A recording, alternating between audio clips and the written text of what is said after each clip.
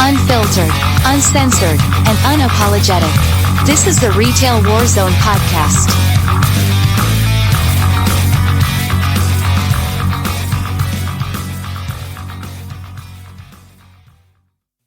That is some of the cool things. When that happened too, I got to play it too, and it was just like that. Still to this day, 14 years later, like it's still something I'll never ever forget. Right, I got to play Stevie Ray Vaughan's guitar, and that's what's amazing about this business. Okay, what we're going to do is we wind this down. I don't really want to get into the bad of it because look, we've all had a good time in this business. All right. There's a lot of fun stuff and a lot of things that all of us have got to do that probably people would have never thought we were able to do. So, what I want to do is we'll start with you, Adam, and I want you to talk about like people you've met that maybe were your heroes or idols or whatnot that you thought you never would through the business, or things you got to do through the business that you never thought you would. Same thing with you, Trent, and then, we'll go to me. So Adam, you're up first. I think probably for me, I didn't have a lot of, I get to meet Victor Wooten once, so that was cool. Super nice guy. But to be honest with you, I think the biggest things that I took away in terms of just, things that I remember fondly, probably when, I would say when the stores that I was running were running at their best, like that was always kind of inspiring to me in its own way, not to get too, cheeseball with it, but it's true. Like when you could show up to work and you could literally we could just have a hand signal across the store. And that's when we knew, okay, you're going to lunch, you know what I mean? Or like, hey, the truck is here. And you knew you had it on, you knew how the process was going to go. You knew not only what was going to come off the truck, how it was going to get done, how you were going to have it done, and how everyone understood what the next steps were. Not because you beat them into submission and into doing it, is because you all liked to do it. That was the next step. So I unfortunately had a lot more bad managers than good managers in my time, but I did meet some really cool managers in my time. I did meet some really cool people, but for me, when the team was running at its best, that was what I found most inspiring.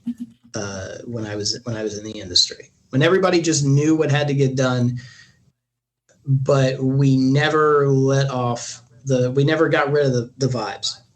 If vibes were a thing in like 2015, then you're right.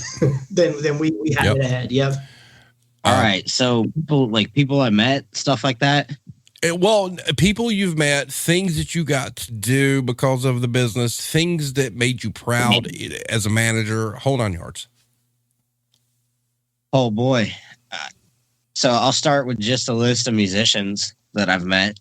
Alice Cooper was super cool. Total grandpa vibes. Dave Mustaine was actually a really, really awesome guy to talk to. A lot of people say he's good, kind of a dick or whatever, but when I met him, dude was super cool. I think the only one that got to sit down and have an actual conversation with him, which for me, I've always been into metal. I've been listening to Megadeth since I was 12 or 13.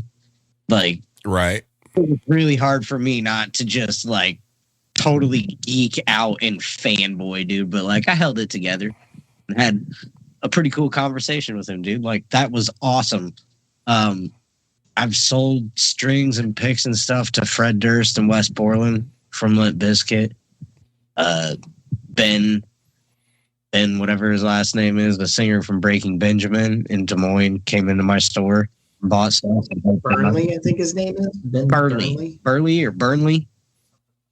something like that. I have a ton of musicians and VIP, especially in Milwaukee, dude. Oh my God. I would get VIP to every show. We were always getting free tickets to shows, even down in Atlanta. Yeah, we did. It always getting free tickets to shows. People, road crew would come in. You'd hook the road crew up, and then sometimes they get you on a VIP list, and you get to do some cool. You get to go hang out, like do cool shit. Like that was the cool thing about working at Guitar Center. Guthrie Govan. You got to meet him? Yeah, dude. That's pretty impressive. One of his dudes came into the store, and I took care of him. This was in Milwaukee, and he was like, "Yeah, dude, Guthrie and his band, the Aristocrats, are playing out at this." It was a tiny venue. He was like, "Awesome! Do you want to come?" And I'm like, he's like, "Dude, I'll let you meet Guthrie." He's like, "We'll have some beers after the show and stuff, and you can actually like meet him and talk to him." And I'm like, "Yeah." Was that when like Brian Ballard and Marco Yes. Minman were playing with him? Yeah, Sure. that is an awesome guitar show. player. Like that was a geek out moment. Like, really? Like, yes, of course I want to go to that. So like me and this Brian dude that I ended up. He's still another guy that long term friendship spawned from Guitar Center. Me and him went and seen Guthrie Govan and like actually got to hang out with the dude for a couple hours after the show and just like be normal people with somebody that you look up to like that. It's awesome. And you don't get that anywhere else. No, Guitar Center was the only place that you were going to get that kind of experience. And that was one of the little side perks, about working there if you were in particular markets. Correct. I do want to throw this out here real quick. Adam, did you hear about Randy Rand?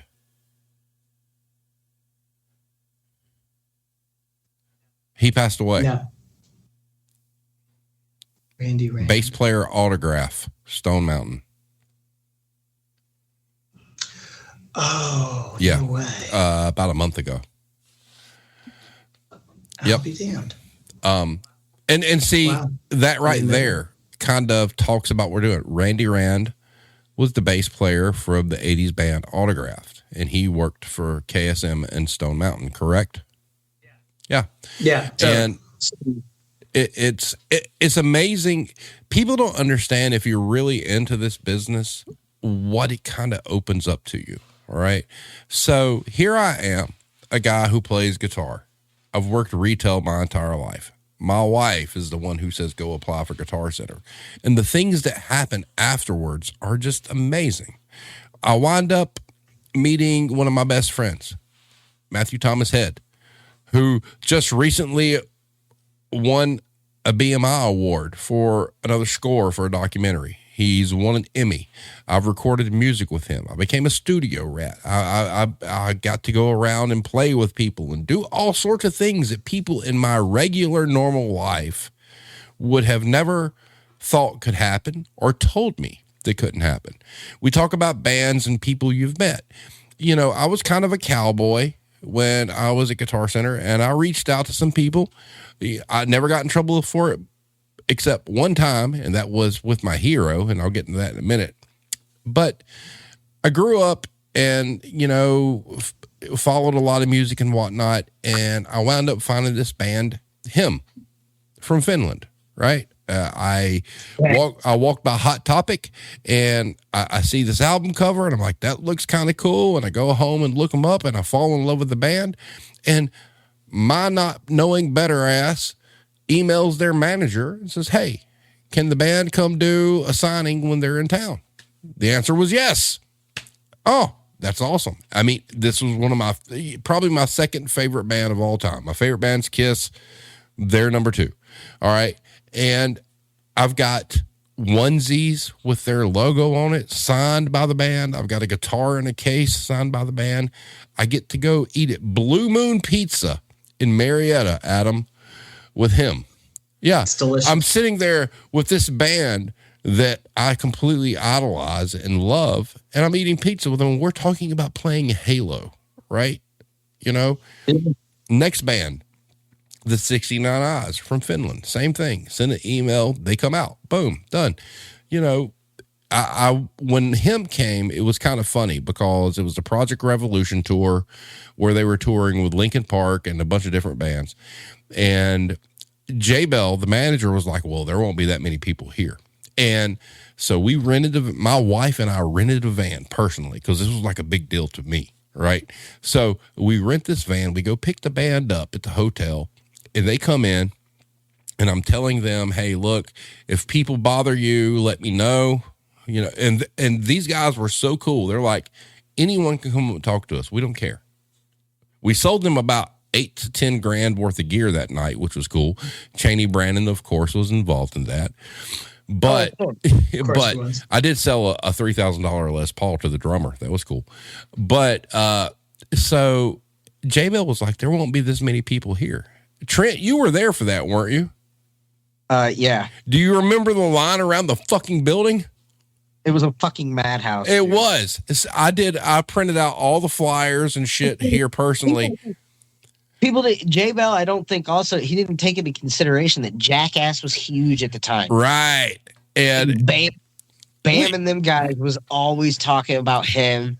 They had their music on Jackass all the time. And Jackass, this was like peak Jackass popularity. Right. So like, to a certain scene, him was fucking huge. Mm-hmm.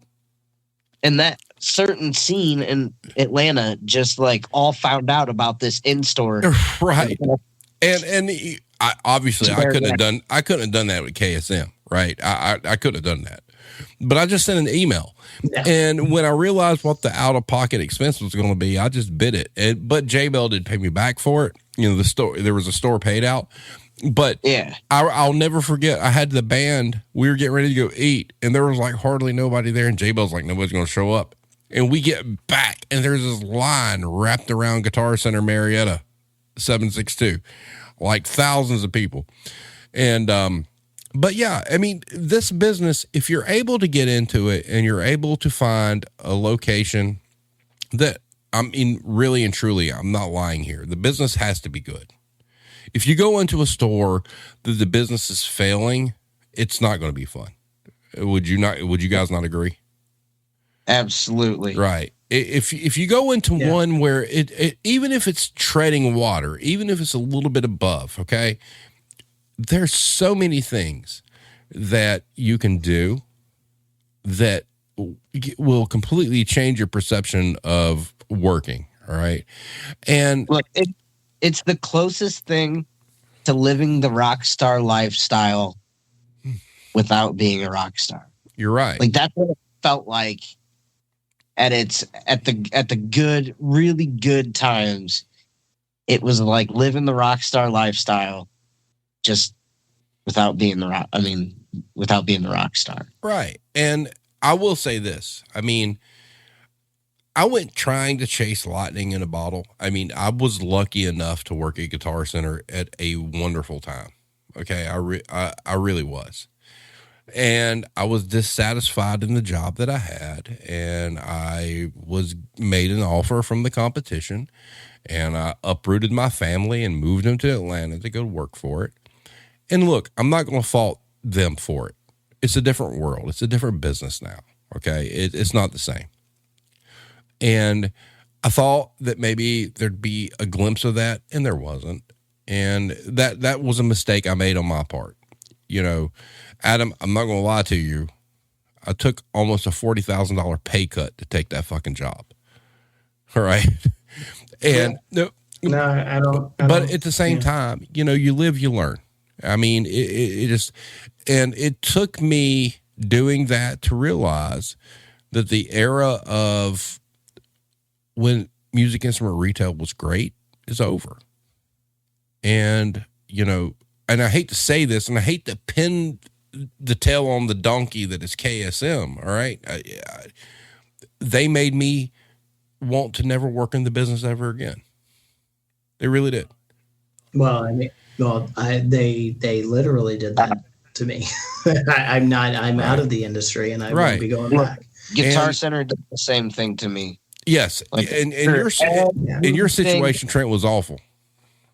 After everything that I went through once I started moving around, I was promised a huge pay increase to go up to Milwaukee and be the customer service manager there.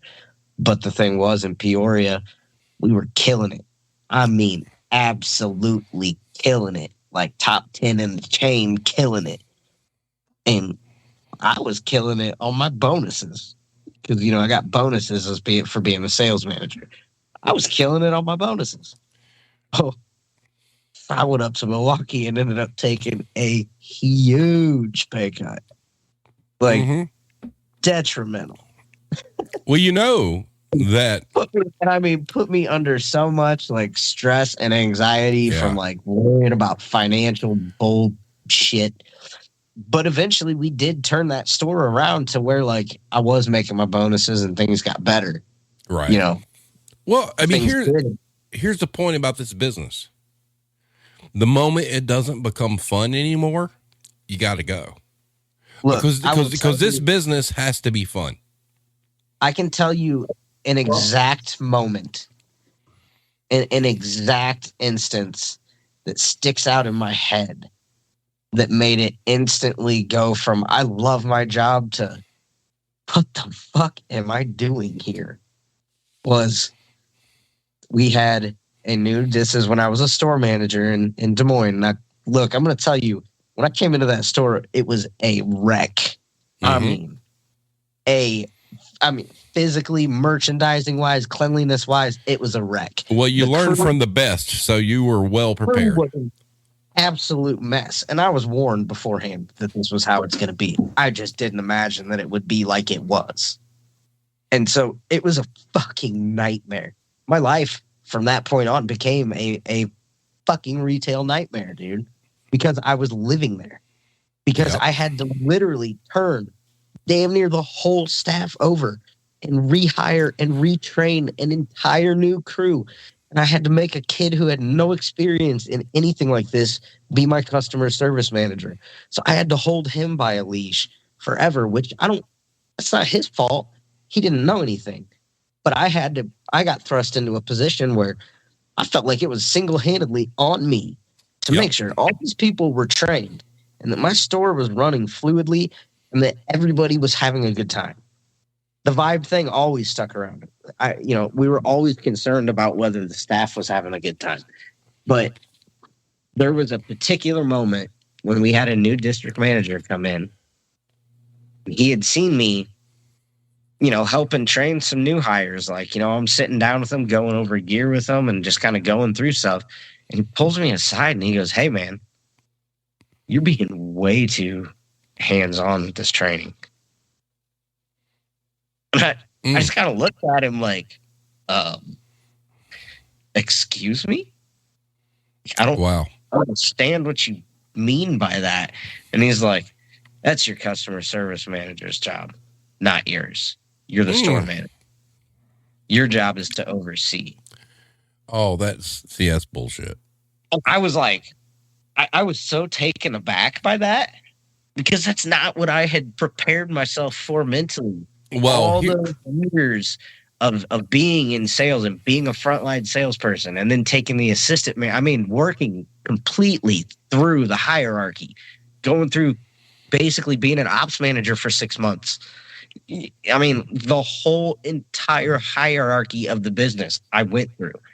And it was like that one single thing instantly made me start questioning, what the fuck am I doing here? This is not what I wanted. This is not what I was prepared for. And then, I ended up getting thrown under the bus for some shit that, I'll be honest with you, I did. And I knew that it was something I wasn't supposed to do, but I'd seen other people do it before, and district managers knew about it. I didn't fucking think nothing of it. I had let somebody stay with me who became homeless for a short period of time. I let the motherfucker crash on my couch so he wasn't sleeping in his car in the middle of fucking winter. Wait a minute, and you got canned for that shit? Because I let him stay with me.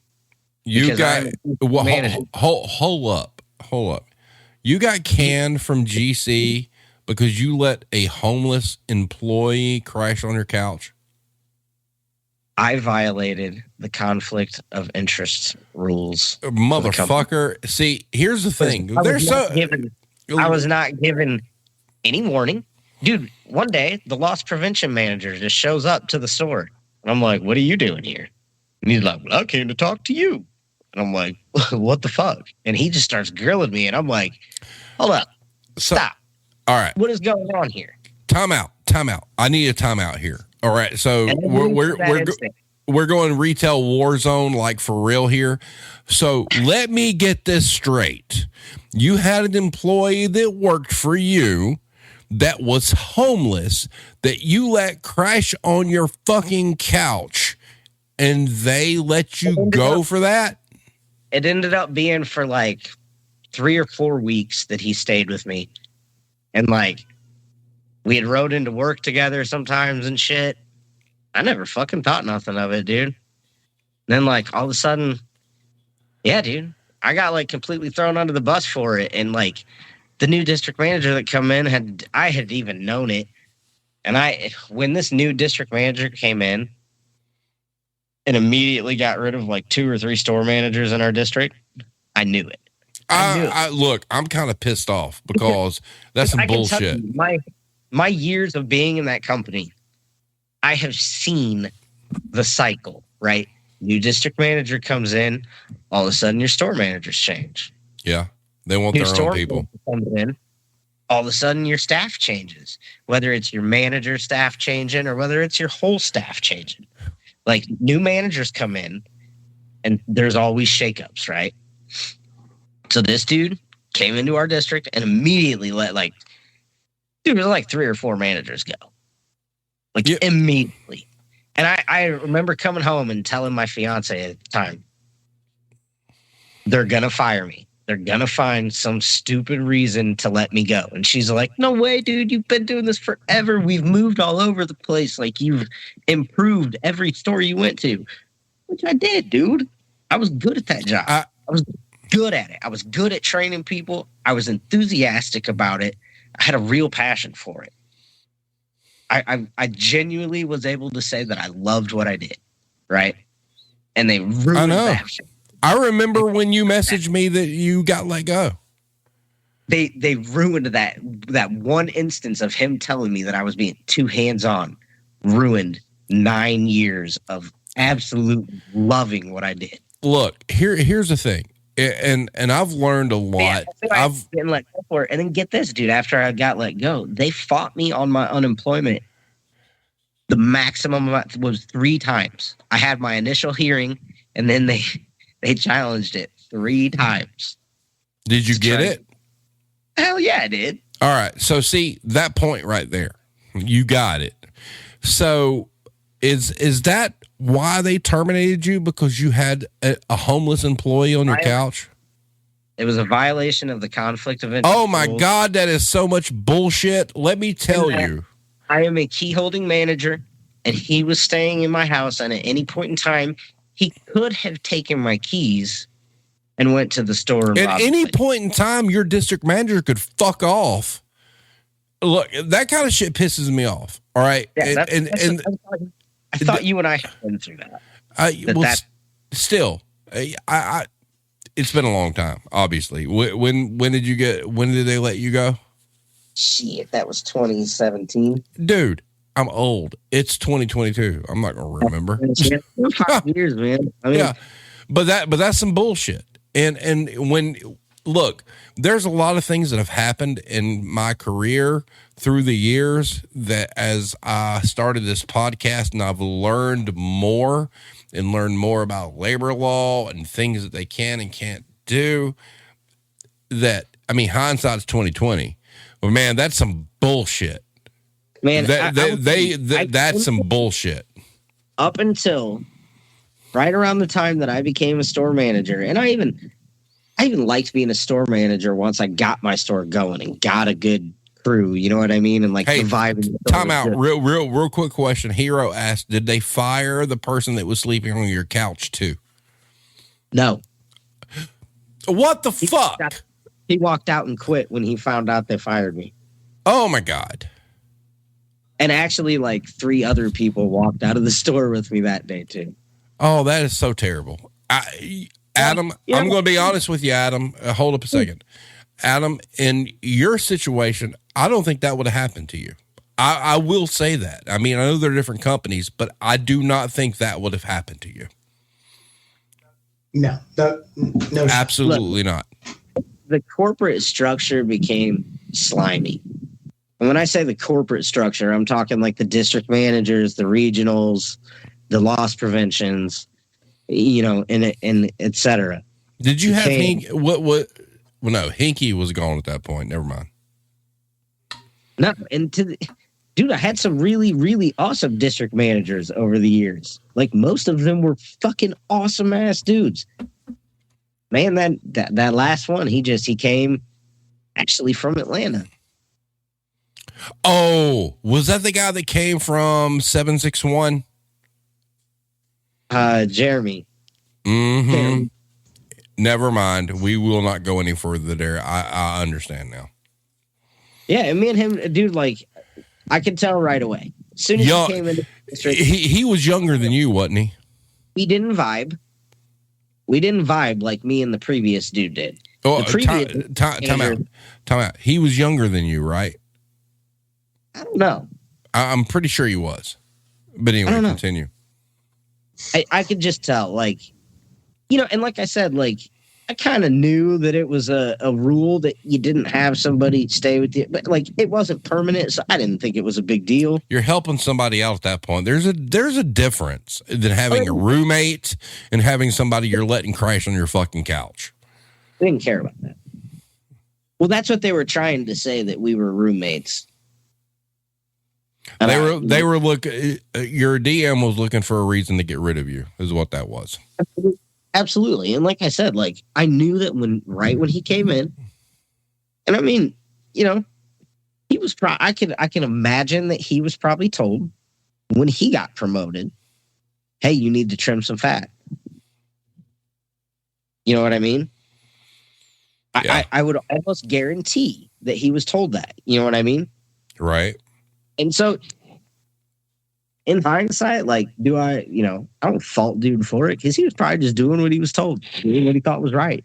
Whatever. And that's good. That's a good way to be. That's a great attitude to have. Like, when you get into a position like that, dude, with a company like that, like, I hate to throw the term around, but like, you really do become a yes man. Yeah, you do. You become a yes man to that corporate structure. And like, being a store manager even almost started getting to that, like, to where it was just really administrative and not hanging out in the store, vibing with people, helping train people, like passing on gear knowledge, like having fun with customers. Like, it's not what it was about, man. No, it wasn't. So it was overseer. Real quick, we're sitting at an hour and a half. There's something I want to throw out here, and Adam, you can say yes or no. All right, and we'll move on from it. Being laid off.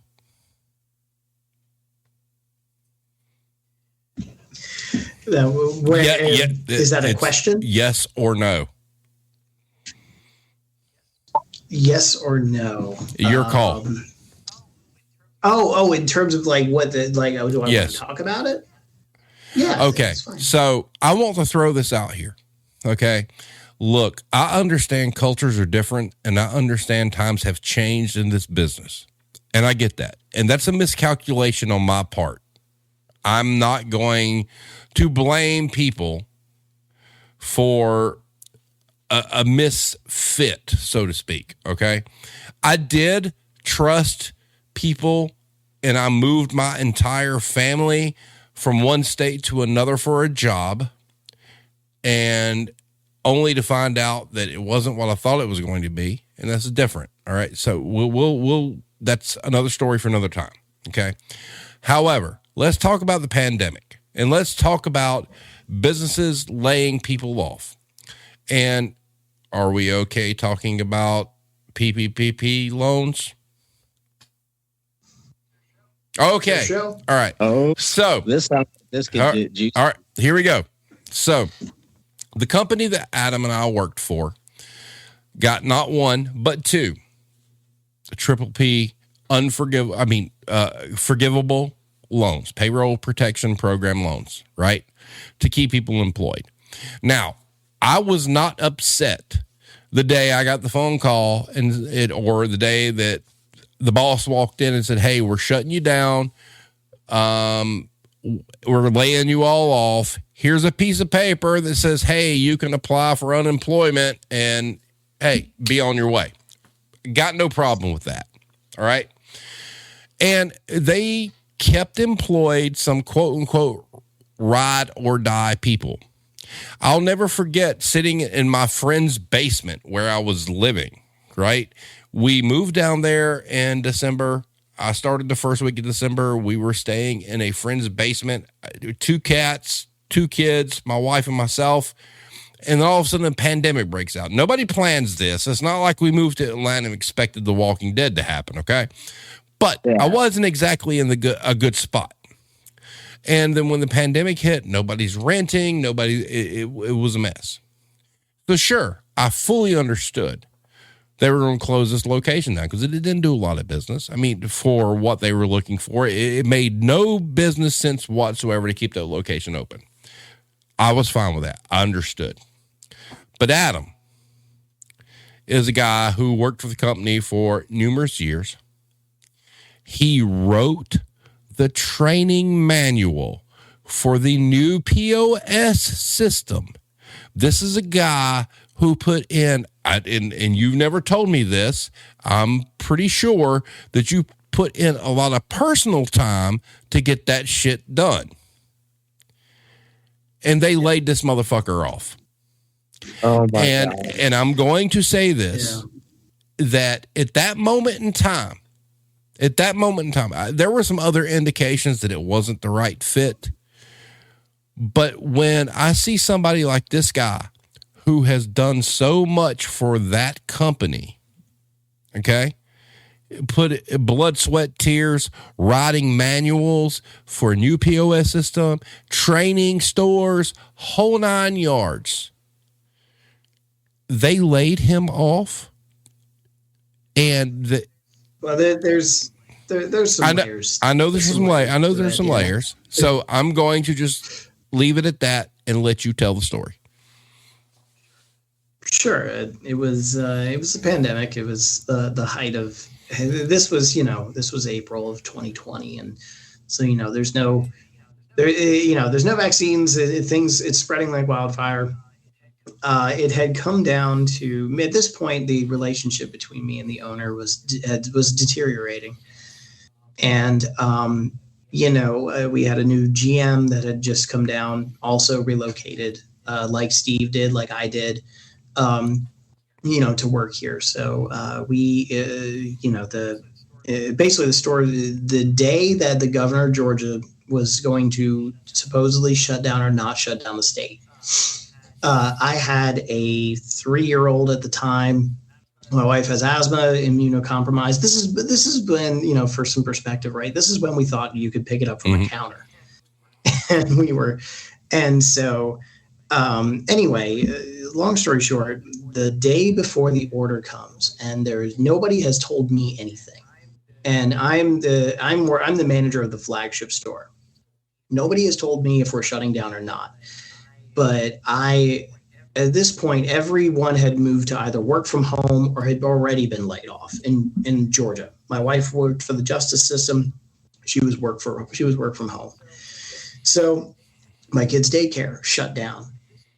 At this point, it's kind of like decision time. Like, okay, are we going to shut down or are we not going to shut down?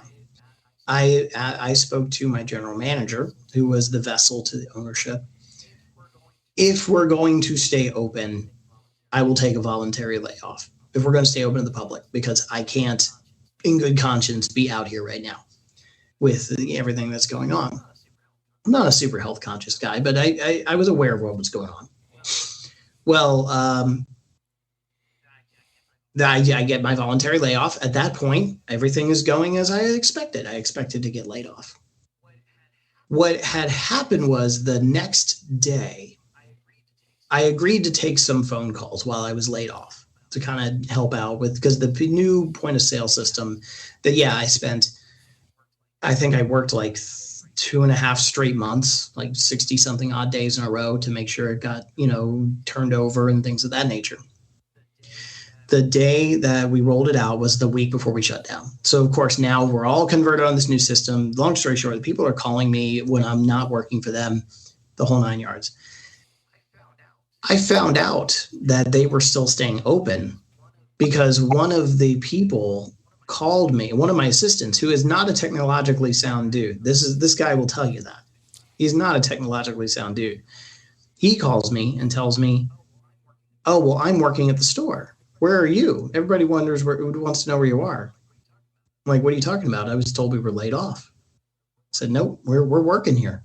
We're doing internet sales." News to me. Nobody ever told me. So they were using the manuals I wrote for the system that I rolled out to do the internet sales, and I was none the wiser. And so that's how I found out. So I called a week later. It was a tough time. So I was like, I need to work. I need to go back to work. So I call GM and I say, "Hey, I'd like to come back to work." He says, "Let me talk to the owner." Talks to the owner, comes back and says, "We can't take on your salary right now. I'm sorry. We can't afford to bring you back on. We're going to keep you laid off." The very first thing I hear when I get back is how they did record sales. So it was kind of a portrayal of trust, you know what I mean? And so, yeah, the layoff was, so the layoff was hard to swallow because yes, the training manual that they wrote for onboarders, I wrote that. This training manual that the 85-page training manual that for the new point of sale system, I wrote that too. It was frustrating, to say the least. And then the reward I got for coming back was I got exiled to a branch store to a branch store, we'll just say in the north of Georgia.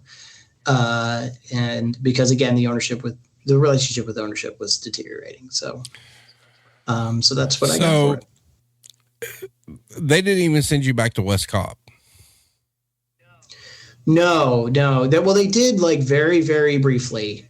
Basically I became the fixer. At one point I was holding keys for 3 out of the 5 stores at the same time, where I would start my day in one store. At lunch, I would go to the second store. And then towards the end of the day, I would go back to the third store. And see, here's the thing. I have a lot of respect for you, Adam. I think that you are a fantastic human being. I think that you are a great husband and a great parent. Okay. Thanks. And there's a but coming. But that's ludicrous.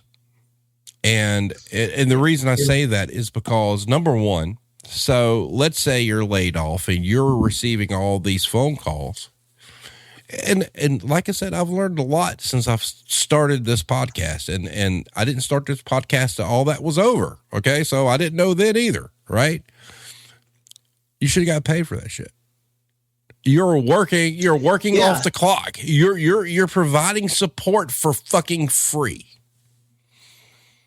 Right. Well, what it boiled down to is that the relationship with ownership had deteriorated so badly that the fact that I basically advocated for myself, where I said, I don't, if you're not going to make a decision, then I'll make a decision. Because I advocated for myself, and then some other things that subsequently happened after that. It became about spite. They long story short, they laid me off because I made that decision. They refused to bring me back out of spite. So, all right. So let me get the turn of events correct here. So you anticipated them doing the right thing and shutting all the stores down, correct? Mm-hmm. And you went ahead and said, okay, if you're going to do this, I'll take the layoff, correct? Yeah, that was the last I heard was that it was going to shut down. And so where the disintegration of the relationship came? Was it because you wanted to take the layoff? Because everybody was doing it. They laid us all off and they got loans, you know? Right. So I don't see how they can be mad at you because you did the right thing for you and your family.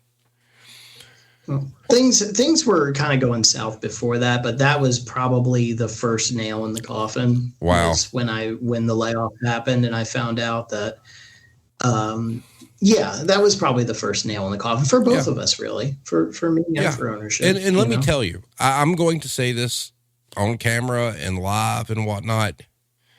Adam is a great human being. He's a great store manager. He understands the business. And my God, he went above and beyond what his pay scale was just on AMZ alone. So I had to leave the industry to really understand how low that pay scale and you was. did. And so Adam, tell us real quick, what are you doing now? I am a software engineer. How you like it?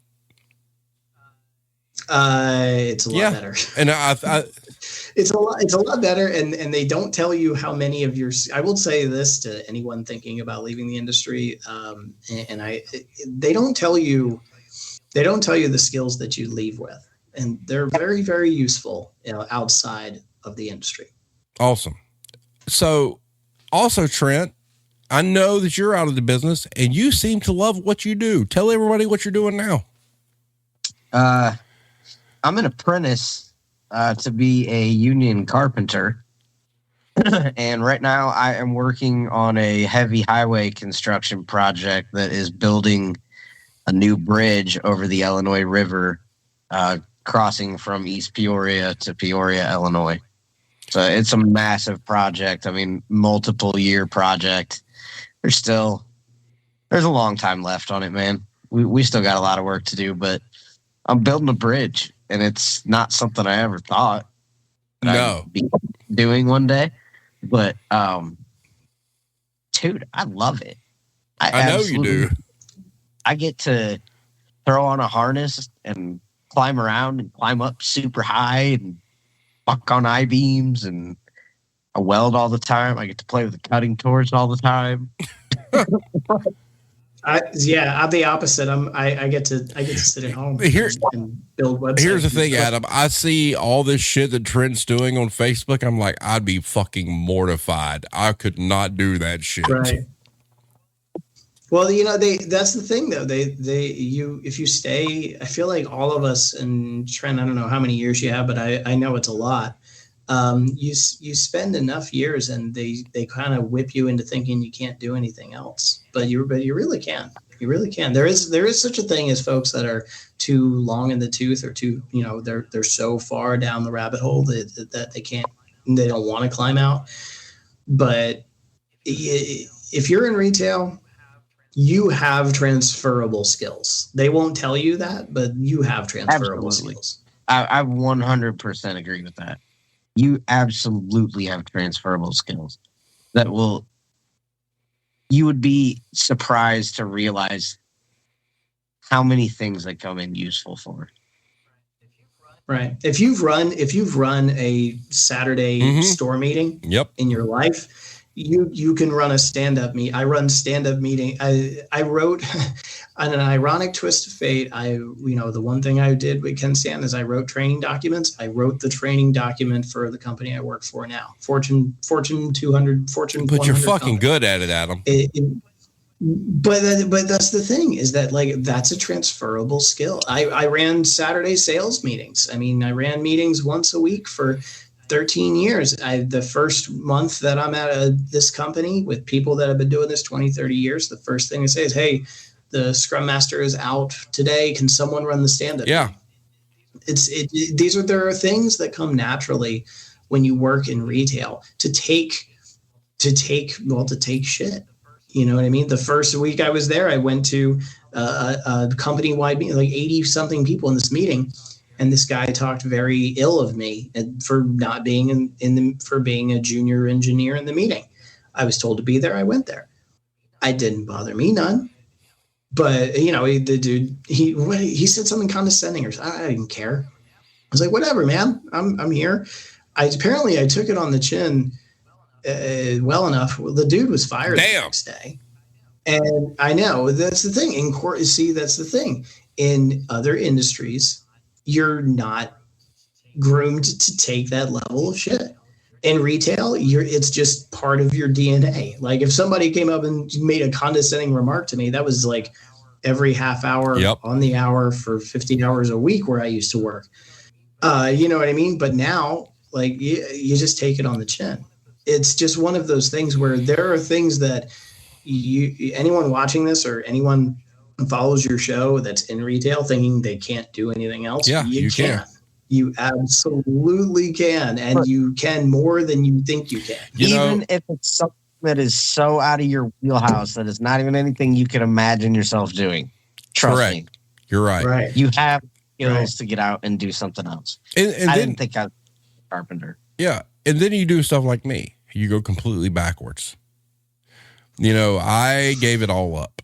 I decided when I got laid off, Adam, and they called me and they're like, hey, can you come to Marietta? And I'm like, no, I'll respectfully decline, and all that clicked with me. There was a switch that flipped during all that. And I'm like, man, I've been doing this for 25 years.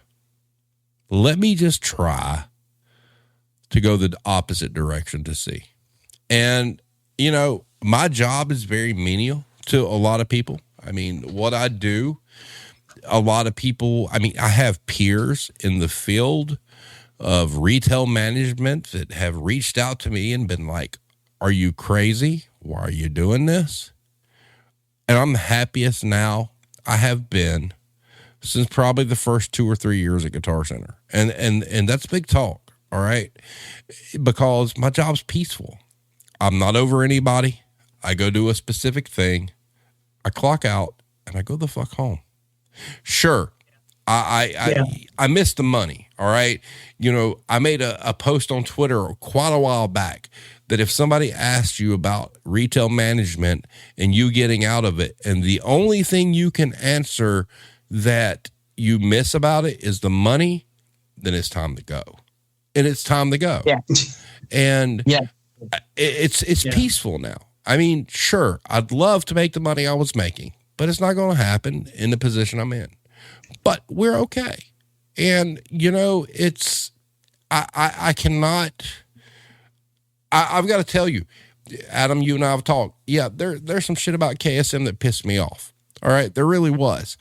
But the one positive that came out of it, I got 1.5 years off of working, and I hadn't had that ever in my life. And I've been working for 30 fucking years. And when you do that, your head changes, your headspace changes. You don't have the stresses. You don't have the thoughts that you normally had. And all of a sudden, you're able to realize different things. To your point, you're 100% correct about if you work in retail and you don't think you have transferable skills. Yes, the fuck you do. You have a whole hell of a lot. Same thing, Trent. Everything we, Adam, if all you ever did was music instrument retail, same thing for you, Trent, same thing for me. Guess what? We have skills that are essential elsewhere. And people don't understand that. Yep. All three of our cases, we all got to a point where we were elevated to management. Correct. Right. So it opened up a whole other set of skills, yes. Right? Being able to do meetings, taking that leadership role, being able to step in and be a leader in any situation. Mm-hmm. Like those are skills that go a long way. Yes, it does. And you two, both of you, there are great things in your future. You guys are young. You guys have a long way to go. There is so much that I cannot wait to see what you guys do. For me, I'm old. I'm just riding out at this point. But you two, look, Adam, I will tell you again on camera, you are a talented motherfucker. You got a lot going for you. Just go get it. And Trent, you too. I see the videos of you posting building bridges and shit, and I'm like, I would shit my pants if I was up there. Go get it, man. Life is too short. Go do what you want to do. Have fun. and make it worth it. And, you know, Adam, there's so much I think about you. You're an exceptional person. All right. And I say that because you put up with a lot, and your fuse was very, very, very, very long.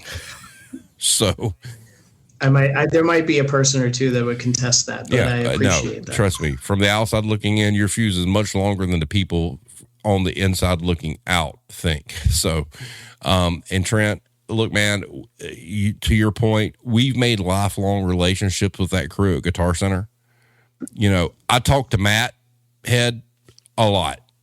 You know, I mean, we made lifelong relationships in that business. And that is something that I can't say about a lot of the places I worked. And Crunch Guy just pops in. Rick Valero, good to see you. Another long-term relationship. I would agree with that, man. I can't think of any other job I've had in my life where I made friends that have been friends for this long. Right. Right. I mean, like Trent, if you called me, you're like, oh shit, I'm in South Carolina. I don't know where I'm at. I need somewhere to sleep. Here's my couch. You know? I mean, that's how it is. And, you know, there were some things that happened in my life that were quite personal, that didn't have to do with the Guitar Center, that were bad. And I had some people in that store step up and do some amazing things that I never asked for. And, you know, I'm upset in a way that I thought that getting back into the industry would be the same. It's not, and it's not KSM's fault. It's just a different business now. And do I like it? No, but it just is what it is. I will say that to the motherfuckers who look at me and say, when the tire's flat, you don't clean the windshield. I will say this, you can fuck off.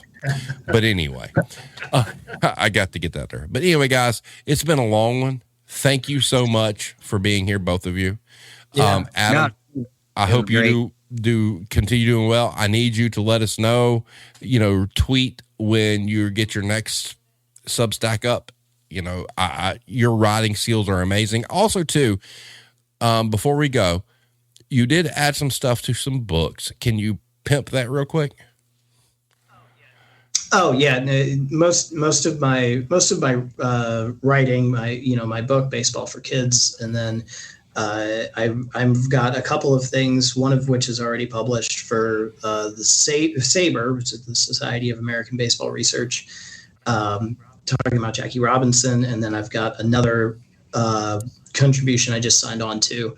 That'll be sometime in the next few months. But I've got those. Most of the writing is in baseball, and then, but I do have the Substack open and closed, which I have volume 1. That's chapter 1 that just came out. I promise chapter 2 is on the way. It's like just keeps getting moved around on the to-do list. But I'm going on vacation this week, and that'll be an opportune time for me to. As a baseball fan, I have something terrible to tell you. My father was a huge baseball fan. All right. And when he was a young child, he collected baseball cards. And he had baseball cards that he glued to notebook paper. And we're talking about the original Washington Nationals. We're talking about Mickey Mantle. Yeah. And I have a Greg Maddux rookie card that I put in the back tires of my bike to make it sound like a motorcycle. And my father these days is like, God, I wish I had that stuff. But he had like all this like vintage baseball stuff that would have went for like millions of dollars probably. And he ruined it because he was a kid and he glued them to a piece of notebook paper. Yeah. Been there, done that. But, so Trent, give us your closing comment, sir. Man, thanks for having me on. I had fun doing this. I guess like my closing thing would be, I spent 9 years with Guitar Center and 9 years in music instrument retail, and the overwhelming majority of it was good. You know, it was good times with good people, a lot of good friends. I got to do a lot of really cool things that I otherwise would have never gotten the opportunity to do ever. I got in over my head thinking I could get into management in what had become a behemoth of a corporate monster. And I didn't survive the culture shock, because that's what it was. It was a giant culture shock, and I didn't survive it, but it was for the better. Yeah. And, looking back, I had a blast, man. I think just overwhelmingly, yeah, dude, it was all in all a good time. I had fun up until the point I became a store manager, and that ruined it for me. I'm right there with you. Look, my wife struggles with me because I had a moment. All right. I've been doing this retail thing forever. They tell you that you can never find your perfect job sometimes. And I'll be honest with you, when I first came to Guitar Center and the 3 to 4 years afterwards, it was the perfect job. I had never been happier in my work in my life. And as I've gotten older, I realize it's just a snapshot of time. And you wish to have that again. It's like I said, it's kind of like magic in a bottle. Those years were amazing to me. I got to do things people told me I'd never be able to do. I got to meet people that I never thought I would meet. I made long-lasting friendships. And to me, that is the essence, and that's how I remember my time, is it was an amazing time in my career. And the saddest part of it is there's nowhere else you can go to do that now. It was, encapsulated. It was a small window, all the stars aligned and whatnot, and it was perfect. It really was. I didn't know that you could get that experience out of, any of the big box. I guess Guitar Center and maybe Sam Ash, I don't know. But any big box music instrument retailer, I just don't think at this point you're not going to get that kind of experience that we got. It's over. It's done. And that's hard. And that's a lesson I had to learn. I mean, it really did. I mean, I'm kind of mad about some of the things that went down when I was in Atlanta, but that's whatever. But it's a different time. I mean, you're looking almost 10 to 12 years difference in time frames. Yeah. I went searching for something that was perfect for me.